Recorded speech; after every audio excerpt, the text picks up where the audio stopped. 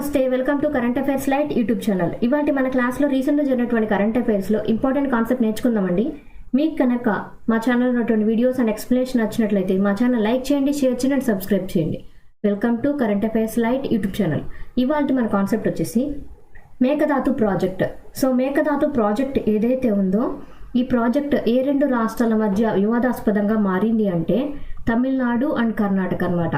రీసెంట్గా అయితే కర్ణాటక సీఎంగా ఉన్నటువంటి ఎవరైతే ఉన్నారో వాళ్ళు తమిళనాడు గవర్నమెంట్ని పిలవడం జరిగింది. ఎందుకోసం అంటే ఈ మేకదాతు ప్రాజెక్టు మీద మాట్లాడడం కోసం ఈ యొక్క ప్రాజెక్ట్ని ఇంకా కొనసాగించాలని కర్ణాటక ప్రభుత్వం భావిస్తుంది.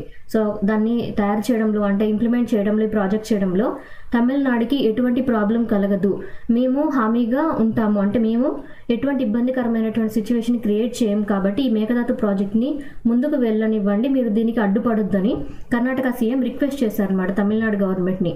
సో ఆ దిశగా ఆ రెండు రాష్ట్రాల మధ్య చర్చలనే జరుగుతున్నాయి.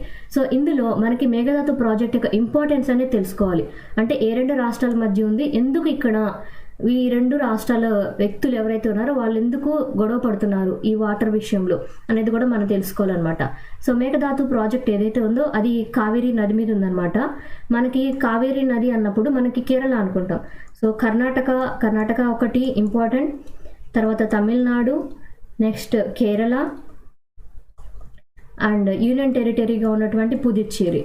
సో ఈ 4 ప్లేసెస్లో మనకి ఈ యొక్క కావేరీ రివర్ అనేది ప్రవహిస్తుంది. ఇప్పుడైతే కర్ణాటక తమిళనాడు రాష్ట్రాల మధ్య ప్రవహించే క్రమంలో ఉన్నటువంటి దగ్గర ఈ మేకదాతు ప్రాజెక్ట్ అనేది రాబోతుంది. సో ఈ మేకదాతు ప్రాజెక్టు వల్ల మాకు ఇబ్బంది కలుగుతుంది, అంటే మాకు ఫ్యూచర్లో అన్యాయం జరిగేటువంటి ఛాన్స్ ఉందని తమిళనాడు ప్రభుత్వం వాళ్ళు గొడవ చేస్తున్నారనమాట.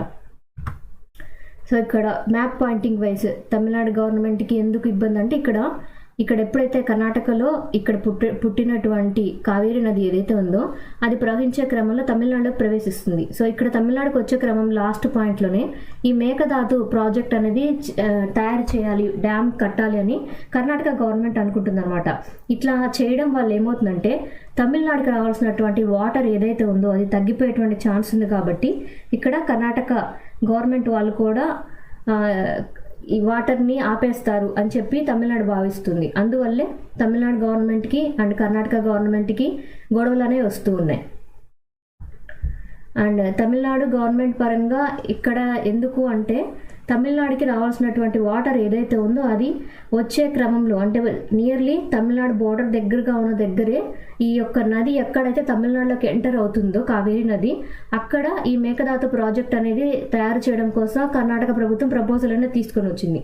సో ఎక్కడైతే ఈ యొక్క ప్రాజెక్ట్ తీసుకొని వస్తున్నారో అక్కడ ఈ యొక్క తమిళనాడుకి రావాల్సినటువంటి జలాలు ఏమంటే నీటి ప్రవాహంలో నదీ జలాల్ని పంచుకునే విషయంలో తమిళనాడుకి కర్ణాటకకి ఈ మేకదాతు ప్రాజెక్ట్ అనేది పెద్ద తలనొప్పిగా మారింది.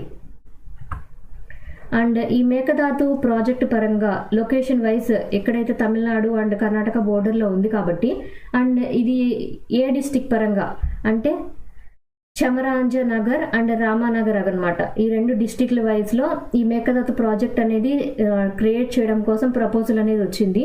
అండ్ ఇక్కడ ఒక రిజర్వాయర్ కట్టాలనుకుంటున్నారు ఈ కావేరీ నది మీద మేకదాతు ప్లేస్లో. అండ్ ఇలా కట్టడం వల్ల ఏంటంటే దాని యొక్క కెపాసిటీ అంటే వాటర్ హోల్డింగ్ కెపాసిటీ ఏదైతే ఉంటుందో ఒక రిజర్వాయర్ని కనుక నిర్మిస్తే అక్కడ నీటిని నిల్వ ఉంచే సామర్థ్యం అనమాట 48 టీఎంసీ ఫీట్, అంటే ఇక్కడ మిలియన్ క్యూబిక్ మీటర్లో కొలుస్తారు, నీటిని అడుగుల పరిమాణంలో కొలుస్తారు. కాబట్టి సో ఇక్కడ ఇంతవరకు కూడా రిజర్వాయర్ కెపాసిటీ అనేది ప్రపోజ్ చేస్తున్నారు ఇక్కడ కనుక మేకదాతు ప్రాజెక్ట్ కనుక నిర్మించడం జరిగితే. అండ్ ఇది మొత్తం ప్రాజెక్ట్ కాస్ట్ ఎంత ఉండొచ్చు అంటే నియర్లీ 6,000 కోట్ల రూపాయల వరకు కూడా ఈ మేకదాతు ప్రాజెక్టు కోసం ఖర్చు పెట్టడానికి రెడీగా ఉన్నారు.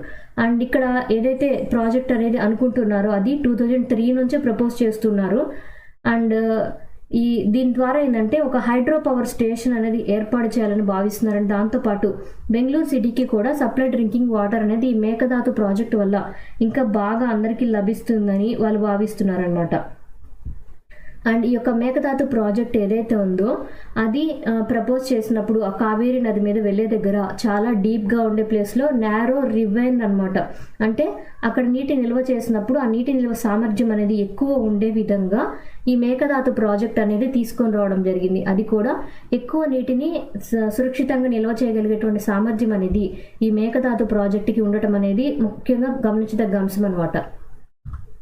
అండ్ తమిళనాడు పరంగా ఈ మేకదాతు గవర్నమెంట్ ప్రాజెక్ట్ ఏదైతే ఉందో అది ఎందుకు వాళ్ళు అపోజ్ చేస్తూ ఉన్నారంటే, ఈ ప్రాజెక్ట్ స్టార్ట్ అయితే కనుక వాళ్ళకి వాటర్ అనేది ఉండదు అని వాళ్ళు భావిస్తున్నారు. అందుకోసమే వాళ్ళు సుప్రీంకోర్టుని చేరుకోవడం జరిగింది, ఈ ప్రాజెక్ట్ అనేది కట్టకుండా ఆపించేయాలని. అండ్ ఏవైతే అప్పర్ రిపారియన్ స్టేట్స్ ఉన్నాయో, అంటే తమిళనాడులోకి వచ్చేటప్పుడు ఏవైతే తమిళనాడులో పైన ఉన్నటువంటి ప్లేసెస్, రాష్ట్రంలో ఉన్నటువంటి ఏవైతే ఉన్నాయో జిల్లాలు కావచ్చు, ఆ ప్లేసెస్ కావచ్చు ఏవైతే ఉన్నాయో అవన్నీ కూడా డెల్టా ఫార్మర్స్గా ఉన్నాయన్నమాట. అంటే ఈ యొక్క నదీ ప్రవాహం ఉండటం వల్లే అక్కడంతా కూడా సారవంతమైనటువంటి పంట భూములు అనేవి ఎక్కువగా ఉన్నాయి. బట్ ఎప్పుడైతే ఇక్కడ కనుక వీళ్ళు ఈ ప్రాజెక్ట్ కనుక కడతారో ఆ యొక్క పంట శాతం మొత్తం తగ్గిపోతుంది అనమాట. అంటే వాటర్ కనుక పంట నీటి మీద ఆధారపడి ఉంది కాబట్టి వీళ్ళు కనుక మేకదాతు ప్రాజెక్టు కట్టి వాటర్ని కనుక ఆపేస్తే అక్కడ ఉండేటువంటి రైతులకి ఎక్కువ అన్యాయం జరుగుతుందని తమిళనాడు గవర్నమెంట్ వాదిస్తుంది అనమాట. అండ్ తమిళనాడు గవర్నమెంట్ చెప్తుంది ఏంటంటే, ఈ యొక్క కావేరీ వాటర్ డిస్ప్యూట్ ట్రిబ్యునల్ ఏదైతే ఉందో, అంటే రెండు రాష్ట్రాల మధ్య వచ్చినటువంటి సిచ్యువేషన్ని హ్యాండిల్ చేయడానికి ఒక ట్రిబ్యునల్ అనమాట. ట్రిబ్యునల్ అంటే ఒక న్యాయ విభాగానికి చెందినటువంటి ఒక శాఖ, కొంతమంది గ్రూప్ ఆఫ్ ఎవరైతే న్యాయవాదులు అండ్ దాంతోపాటు జడ్జెస్ ఉంటారో వాళ్ళు ఉండి వీళ్ళ రెండు రాష్ట్రాల మధ్య గొడవ పడకుండా వాటర్ని పంచుకునే విషయంలో వాళ్ళకి ఎప్పటికప్పుడు తీర్పు అనేది ఇస్తూ ఉంటారు. So Kaveri water dispute tribunal వాళ్ళు రెండు రాష్ట్రాల మధ్య గొడవలు జరగకుండా ఈ తమిళనాడు అండ్ కర్ణాటకకి ఈ డ్యామ్ కట్టినా కూడా రెండు రాష్ట్రాలకి నీటి నిల్వల విషయంలో సహాయం ఉండే విధంగా వాళ్ళు కొన్ని రూల్స్ అండ్ రెగ్యులేషన్స్ అనేవి ఇస్తూ ఉన్నారనమాట. బట్ ఇలా ఇస్తున్నప్పుడు వాళ్ళు సుప్రీంకోర్టు దాకా వెళ్ళి తమిళనాడు వాళ్ళు గొడవ చేస్తున్నారు. కానీ కర్ణాటక వాళ్ళు చెప్తున్నది ఏంటంటే, మేము ఎటువంటి అన్యాయం కలగనీయం, అంటే ఇక్కడ ఉన్నటువంటి తమిళనాడుకి మేము ఎటువంటి సిచ్యువేషన్ని ఇవ్వము, అంటే వాటర్ పరంగా వాళ్ళకి ఎటువంటి ఇబ్బందికర పరిస్థితులని మేము రానివ్వమని కర్ణాటక ప్రభుత్వం చెప్తుందనమాట. ఎందుకంటే తమిళనాడు గవర్నమెంట్కి ఏదైతే వాటర్ అందాలో, అంటే రెండు రాష్ట్రాల మధ్య ఏదైతే నదీ జలాల్ని పంచుకోవాలని రూల్ పెట్టుకున్నామో దాని పరంగా ఎటువంటి ప్రాబ్లం రాదు అని కర్ణాటక చెప్తుందనమాట. అండ్ ఈ మేకదాతు ప్రాజెక్టు కట్టడం వల్ల మేము ఎక్కువ నిల్వ పెట్టేసి మీకు రానియకుండా చేయడం లాంటిది ఏం చేయము, నదీ జలాల్ని మనం ఎలా పంచుకోవాలనుకుంటున్నామో అదే విధంగా పంచుకుందాము అని చెప్పి వాళ్ళు చెప్తున్నారనమాట కర్ణాటక గవర్నమెంట్ వాళ్ళు. అండ్ వాళ్ళు ఎంత డెడికేటెడ్గా ఉన్నారంటే ఈ ప్రాజెక్టు కోసం నియర్లీ 1000 కోట్ల రూపాయలు అనేవి కర్ణాటక గవర్నమెంట్ వాళ్ళు ఆల్రెడీ దానికోసం కేటాయించడం జరిగింది.